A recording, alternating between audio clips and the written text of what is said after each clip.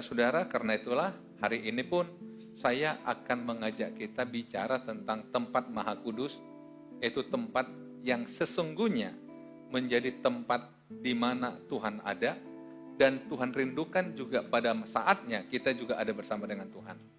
Tempat Maha Kudus. Saya akan mengambil dari kitab Ibrani pasal 9, saudara, tetapi saya coba sandingkan dengan, kalau saudara nanti lihat dalam Keluaran mulai pasal 26 sampai ke Imamat, itu semuanya adalah bicara masalah tabernakel Musa. Jadi dalam surat Ibrani mencoba disandingkan di sini yang disebut dengan perjanjian pertama yang Tuhan berikan kepada Musa dengan perjanjian baru yang digenapi dalam Yesus Kristus. Ya, saya tidak tahu berapa banyak saudara pernah belajar secara khusus tentang tabernakel Musa. Tapi sebelum saya baca ayat ini, saya mau jelasin dulu saudara. Dalam tabernakel Musa ini ada 3 tempat yang sangat khusus. Yang pertama disebut dengan pelataran. Kemudian yang ada kemah khusus ini masuk dalam ruang suci atau ruang kudus. Tapi di dalam lagi ada namanya ruang Maha Kudus. Nah, di pelataran itu ada namanya sini mezbah persembahan. Tempat di mana orang-orang Israel bawa korban, menyelesaikan persoalan mereka dengan Tuhan. Tentu dengan panduan para imam. Kemudian setelah mereka melewati ini, barulah mereka dibasuh di sini, membasuh tangan sebagai satu kiasan bahwa kamu udah diampuni begitu. Nah, jadi umat Allah itu hanya sebatas di sini aja saudara, kalau mereka punya persoalan. Nah, tugas imam itu, imam yang umum ada di sini, saudara, ada sini kaki dian, memastikan bahwa kaki dian ini ada apinya dan tidak boleh padam. Ada sini meja roti yang nanti dilambangkan bahwa firman Allah itu juga nggak boleh hilang gitu kan. Ada sini namanya mezbah dupa, tempat di mana orang membakar dupa sebagai wangi-wangi begitu. Ini harus dipastikan setiap hari ini ada. Tetapi ruang Maha Kudus ini saudara, hanya imam besar yang boleh masuk. Sekali setahun mengadakan, memercikkan darah untuk perdamaian pengampunan dosa untuk umat Tuhan. Nah, kira-kira itu gambaran besarnya saudara. Nah, ini yang juga saya kutip di ayat ini saudara. Jadi saya sengaja coba dulu ayat itu, coba dulu memahami gambar itu supaya kita baca ini kita akhirnya bisa memahami gambar itu ya. Nah, dalam Ibrani pasal 9 ayat 1-4, memang perjanjian yang pertama juga mempunyai peraturan-peraturan untuk ibadah dan untuk tempat kudus buatan tangan manusia. Inilah dia. Jadi saudara, ketika Musa menuntun umat Israel keluar dari Mesir, ini kemah sembahyang ini bongkar pasang. Dibuat dari tenda saudara, yang bongkar pasang dari kain. Saya kadang-kadang ketika baca ini saya pikir, aduh, luar biasa orang dulu ya, bisa buat kain yang 100 hasta lebarnya, 50 hasta lebarnya. Dengan tangan loh saudara, zaman dulu belum ada mesin tekstil. Saudara, tapi mereka mengerjakan itu. Orang-orang dulu ahli-ahli saudara. Jadi mereka, kalau mereka beritahu tempat, maka harus pasang itu dulu. Kenapa? Karena ini sangat prinsip. Jadi tabernakel ini adalah lambang kehadiran Tuhan. Sebenarnya ini kalau saya mau tarik ke belakang sedikit ya, dari mulai zaman Abraham, kemudian masuk ke Ishak, masuk ke Yakub, mereka mengenal istilahnya Betel. Satu contoh misalnya, ketika Yakub dia pergi meninggalkan keluarganya karena takut dengan abangnya Esau. Di satu tempat dia tidur pada malam hari, maka dia dalam mimpinya ada malaikat turun naik. Padahal itu di tengah hutan loh saudara. Akhirnya ketika dia bangun, dia katakan apa? Betapa dasarnya tempat ini. Tak lain ini adalah rumah Tuhan. Kenapa dia lihat Tuhan hadir di situ? Kemudian dia ambil batu yang tadinya alas kepala. Dikatakannya ini jadi rumah Tuhan. Dijadikannya sebagai peringatan begitu. Jadi saudara-saudara, kalau kita lihat pola ini sebenarnya dari mulai zaman Abraham, dimanapun mereka berdiam, bertempat tinggal, mereka selalu buat paling tidak ada tempat di mana mereka bertemu dengan Tuhan. Yang disebut dengan Betel, Bait Allah.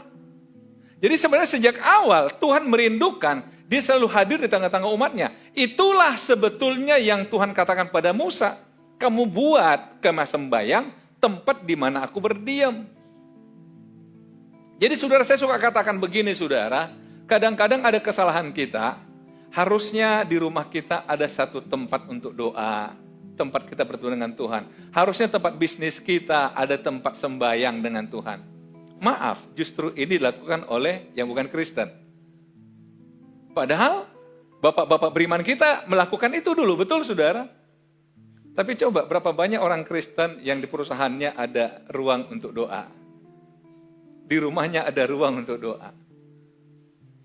Tapi nggak apa-apa saudara, ini hanya kita lihat. Nah, jadi lihat, ini buatan manusia. Sebab ada dipersiapkan suatu kemah, yaitu bagian yang paling depan, dan di situ terdapat kaki dian dan meja dengan roti sajian, bagian disebut tempat kudus. Nah ini dia, ada kaki dian, ada roti, ada ini tempat kudus. Nah, di belakang tirai yang kedua terdapat suatu kemah lagi yang disebut tempat yang maha kudus. Saya ambil ini jadi tema khotbah. Tempat yang maha kudus, yaitulah ini. Nah saudara, ada pembatas antara tempat kudus dan tempat maha kudus, atau ruang kudus dan ruang maha kudus, atau ruang suci dan ruang maha suci. Ada pembatas, tirai. Umpamakan ini saudara, misalkan ini batasnya, ini ruang maha kudus, ada imam besar namanya Elimus Imam Mora, misal. Ini tempat kudus, ini ada tirai. Jadi saudara nggak bisa masuk ke dalam, melihat aja nggak boleh. Kalau orang coba nyelonong mati, itu cara Tuhan. Jadi hanya imam besar ada di sini, katakanlah di sini ada satu mezbah. Nah di tempat inilah sekali setahun imam besar memercikan darah. Nah, jadi saudara, di belakang tirai yang kedua terdapat suatu kemah lagi yang disebut tempat yang maha kudus. Di situ terdapat mezbah pembakaran ukupan dari emas dan tabut perjanjian yang seluruhnya disalut dengan emas. Di dalam tabut perjanjian tersimpan apa? Buli-buli emas berisi mana. Saudara tahu mana?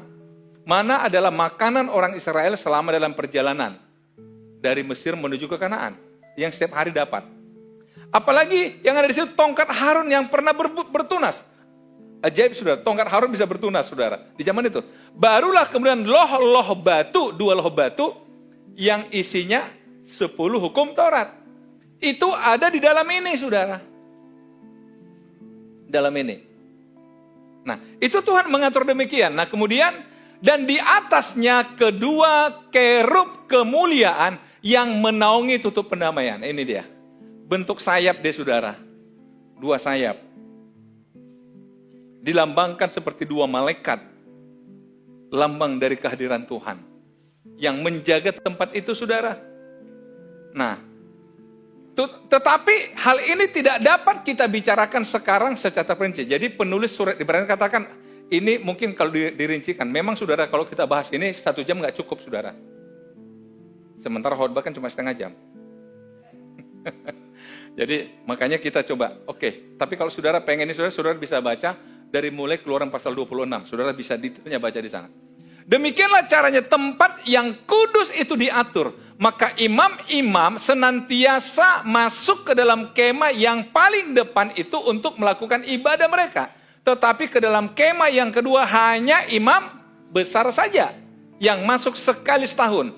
Dan harus dengan darah yang ia persembahkan karena dirinya sendiri dan karena pelanggaran-pelanggaran yang dibuat oleh umatnya dengan tidak sadar.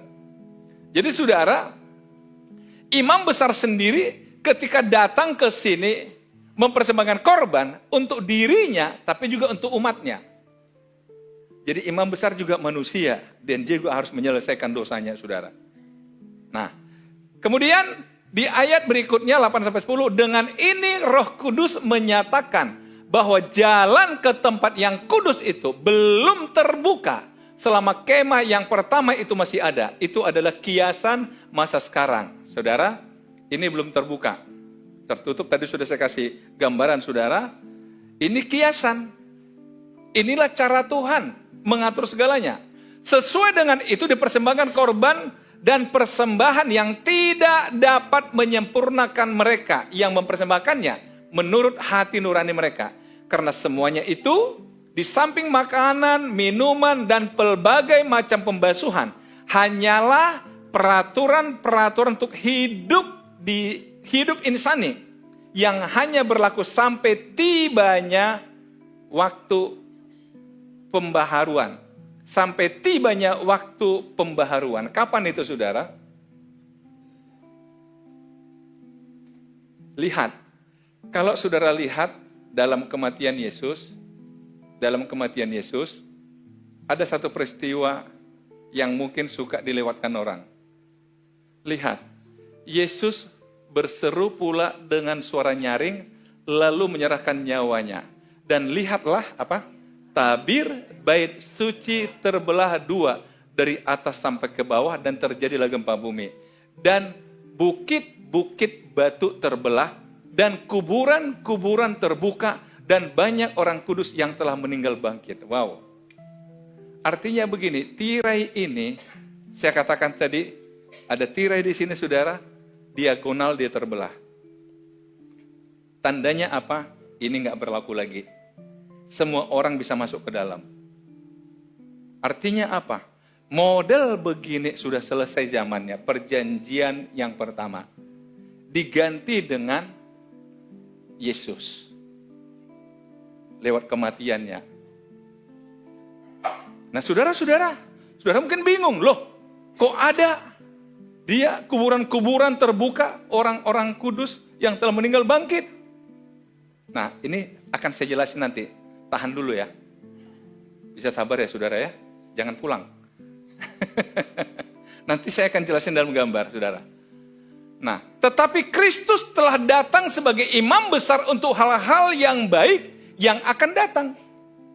Mulai dikatakan Kristus, ia telah melintasi kemah yang lebih besar dan yang lebih sempurna, yang bukan dibuat oleh tangan manusia. Artinya, yang tidak termasuk ciptaan ini. Dia melintasi.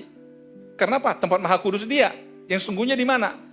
Dan ia telah masuk satu kali untuk selama-lamanya ke dalam tempat kudus yang bukan dengan membawa darah domba jantan dan darah anak lembu, tetapi dengan membawa darahnya sendiri. Dan dengan itu ia telah mendapat kelepasan yang kekal. Dengan darahnya sendiri. Artinya, saudara, kalau kita kembali ke sini, bolak-balik orang berdosa bawa korban, bawa domba, bawa lembu. Bersalah lagi, bawa lagi. Bersalah lagi, bawa lagi. Coba bayangin, saudara. Setelah Yesus mati di salib, kita nggak lagi melakukan ini. Enak nggak, saudara?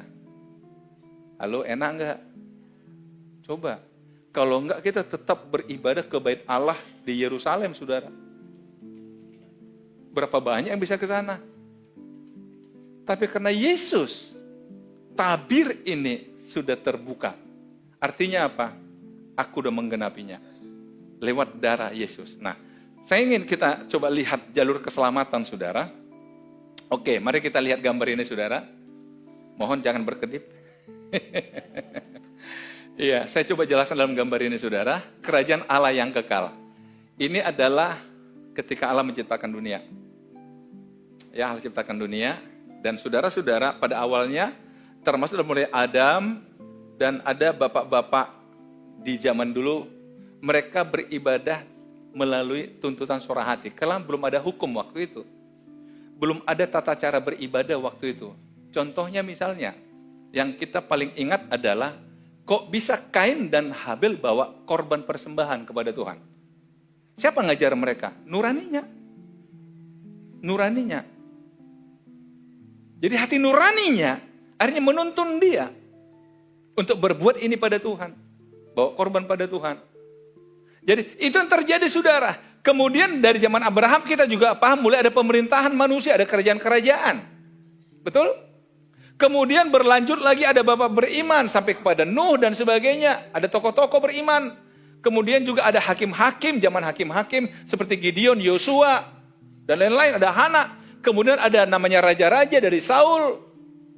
Kemudian Daud, Salomo dan seterusnya. Kemudian masuk nabi-nabi.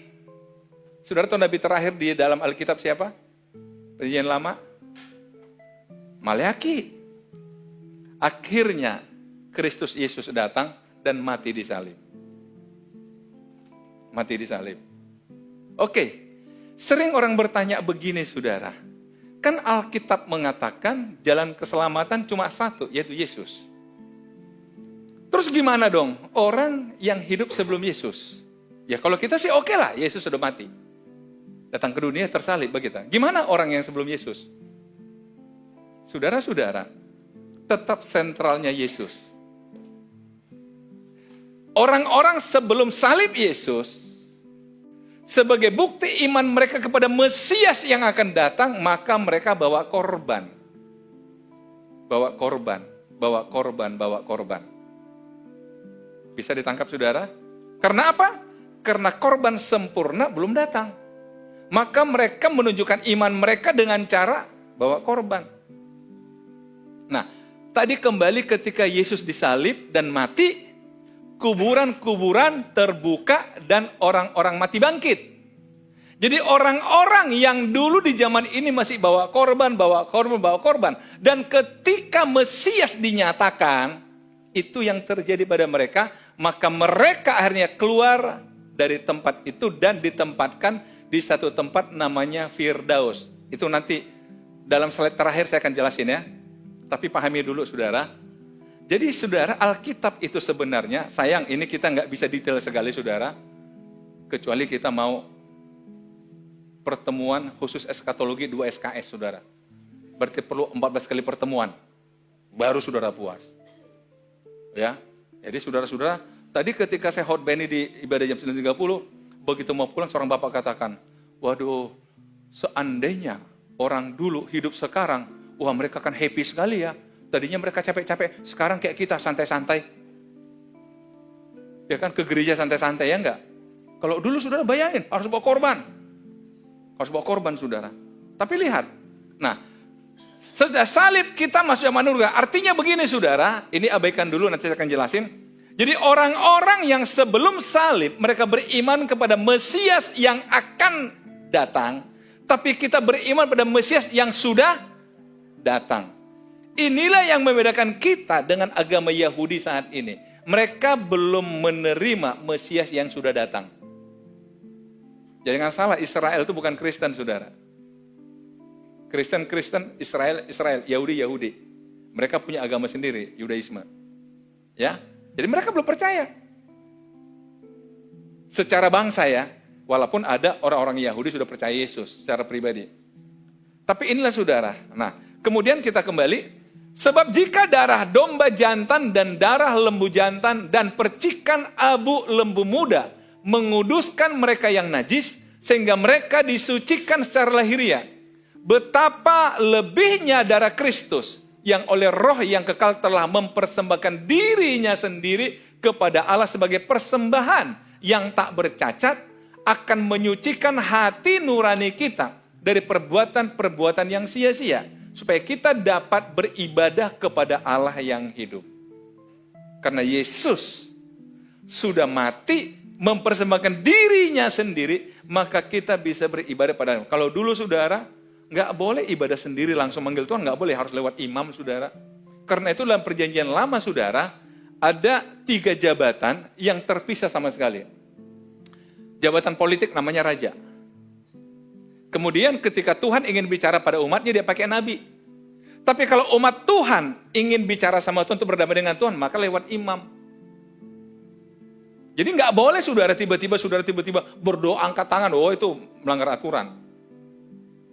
Tapi sekarang saudara, mau dimanapun kita beribadah, sah-sah saja. Kenapa? Kita punya pengantara Yesus. Nah, saya ajak kita lagi baca ayat ini saudara. Nah, saya lompat sini aja ya. Karena itu ia adalah pengantara dari suatu perjanjian yang baru. Tadi perjanjian yang pertama, sekarang perjanjian baru. Supaya mereka yang telah terpanggil dapat menerima bagian kekal yang dijanjikan. Sebab ia telah mati untuk menebus pelanggaran-pelanggaran yang telah dilakukan selama perjanjian yang pertama. Jadi saudara, kematian Yesus juga berlaku bagi mereka yang dulu masih menggunakan perjanjian pertama. Ya, ini perlu sedikit kritis untuk memahaminya, saudara. Nah, sebab Kristus bukan masuk ke dalam tempat kudus buatan tangan manusia yang hanya merupakan gambaran saja dari yang sebenarnya, tetapi ke dalam sorga sendiri untuk menghadap hadirat Allah guna kepentingan kita. Dan ia bukan masuk untuk berulang-ulang persembahkan dirinya sendiri sebagaimana imam besar setiap tahun. Jadi bedanya adalah kalau imam besar setiap tahun, tapi Yesus cukup sekali aja. Cukup sekali aja, saudara.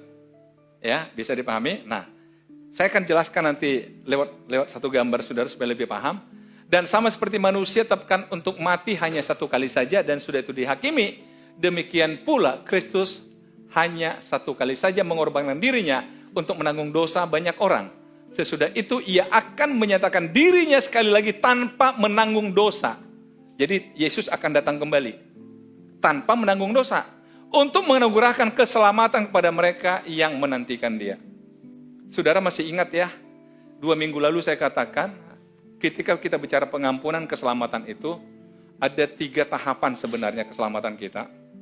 Bukan 3, ada yang mengatakan 3 tahapan, tapi ada 3 jenis, terserah aja saudara. Yang pertama adalah kita dibebaskan dari dosa yang dikatakan dalam Roma pasal 5, yang kita warisi karena kita keturunan Adam. Upah dosa ialah maut. Itu lewat salib darah Yesus. Tetapi yang kedua, setelah kita itu kan masih bisa berdosa lagi. Sehari-hari bisa berdosa lagi. Maka yang menyelesaikannya apa? Firman Allah, kuduskanlah mereka dalam kebenaran, firman kebenaran. 17. Artinya apa? Setiap dengar firman Allah, maka kita mulai terkoreksi. Tapi nanti yang disebut dengan penyucian akhir, inilah keselamatan yang kekal, sehingga kita benar-benar dijadikan serupa dengan Tuhan untuk layak bersama dengan Tuhan. Nah, saya jelaskan dengan gambar ini, saudara. Ya, tolong dilihat baik-baik. Walaupun judulnya adalah di mana sih orang yang mati itu? Di mana posisi orang mati? Nah, kita mulai dari belakang. Ini adalah kekekalan masa lampau, dan di sini kekekalan yang akan datang. Nah, dimulai dengan penciptaan. Kemudian air bah, Nuh. Dan sejak itu saudara sampai kepada menunggu Mesias, itu yang tadi saya jelasin. Orang-orang bawa korban, bawa persembahan dengan sistem ibadah tabernakel. Di Bait Allah juga pola itu masih berlaku, saudara. Tapi setelah Yesus mati, barulah kita masuk namanya zaman gereja.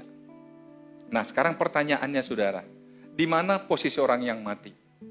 Kalau orang yang mati dosanya nggak diselesaikan, otomatis mereka masuk ke satu tempat namanya Hades. Tapi kalau dia udah terima pengampunan semasa hidupnya, maka di tempat namanya Firdaus. Saya ingin kasih beberapa hal di sini, saudara, untuk menunjukkan tentang Hades Firdaus. Misalnya, saudara masih ingat ketika cerita Lazarus orang kaya? Ketika dua-dua mati, Lazarus ada di mana? Di Firdaus. Tapi orang kaya di mana? Di Hades. Dan dia melihat Lazarus, oh kok senang sekali hidupnya. Kasih dong saya setetes air. Tapi kata Abraham, antara kamu dengan kita saling melihat tapi nggak bisa saling besuk mengunjungi. Apalagi kirim-kiriman air, nggak bisa. Karena nggak ada GoFood, Gojek dan sebagainya. nggak itu gurauan saya, saudara. Artinya begini, saudara, ternyata antara Hades dan Firdaus saling melihat tapi nggak bisa saling mengunjungi. Sampai akhirnya dikatakan, kalau gitu suruh orang ke tempat di mana saya, keluarga saya lah, supaya mereka bertobat dan nggak masuk ke tempat ini. Tapi kata Abraham, di sana ada para nabi kok. Artinya apa, saudara? Tolong ditangkap. Tidak ada istilah roh gentayangan. Arwah gentayangan nggak ada. Semua orang mati rohnya hanya 2 kemungkinan. Apakah di Hades atau di Firdaus? Nah, karena itu Paulus pernah berkata, saudara bisa baca dalam 2 Korintus pasal 12 kalau saya nggak salah. Dia katakan begini, ada seorang 4 tahun yang lalu, sebenarnya dia menceritakan dirinya, dibawa Tuhan ke langit yang ketiga, ke Firdaus. Itu Paulus bercerita. Tuhan memperlihatkan pada dia beberapa hal. Dibawa ke langit ketiga, ke Firdaus. Jadi Firdaus, saudara, tempat di mana orang-orang yang sudah selesai dengan dosanya sebelum dia mati, ditempatkan di Firdaus. Nah, kemudian saudara, nanti saudara bisa baca di dalam 1 Tesalonika, saudara, ketika Yesus datang ke dunia, dia tidak langsung turun ke bumi. Yang namanya rapture adalah pengangkatan orang percaya. Baik orang yang masih hidup pada masa itu maupun yang mati dalam Tuhan bersama-sama akan bangkit dan bertemu Tuhan. Di mana? Bukan di sorga, di angkasa Tuhan turun ketemu.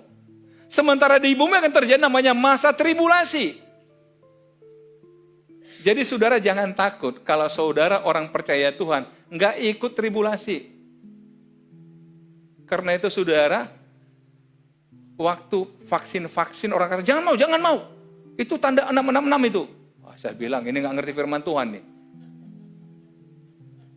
Saudara, kecuali saudara menganut paham bahwa orang percaya masuk tribulasi. Maaf, saya gak ikut-ikutan di situ. Nantilah kita bahas ada namanya pre-trib, post-trib. Itu masalah teologi lah itu, saudara. Tapi lihat, diangkat. Jadi antikris di sini dengan pasukannya, silakan. Tetapi nanti di akhirnya terjadi namanya perang Armageddon, maka Tuhan datang, diperangilah antikris dengan sekutunya dan dikalahkan, kemudian dipenjarakan masuk ke Seol mereka semua, ke Hades. Dan kemudian Yesus turun menjadi raja di bumi dalam kerajaan 1000 tahun damai, milenium. Sementara mereka di sana terkurung.